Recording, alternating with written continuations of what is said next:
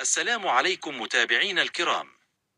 مباراة جديدة تجمع بين نادي ريال مدريد ونادي ختافي ضمن مباريات الجولة 33 من الدوري الإسباني. ستقام المباراة يوم الأربعاء بتاريخ 2025 4/23 ميلادي. ستنطلق صافرة حكم المباراة الساعة 7:30 مساء بتوقيت المغرب وموريتانيا، الساعة 8:30 مساء بتوقيت الجزائر وتونس، الساعة 9:30 مساء بتوقيت مصر ليبيا والسودان، الساعة 10:30 مساء بتوقيت اليمن السعودية العراق سوريا فلسطين لبنان الأردن الكويت قطر والبحرين، الساعة 11:30 مساء بتوقيت عمان والإمارات. ستقام المباراة على ملعب كولوسيوم، وستعرض المباراة على قناة بين سبورتس الثالثة بتعليق علي محمد علي.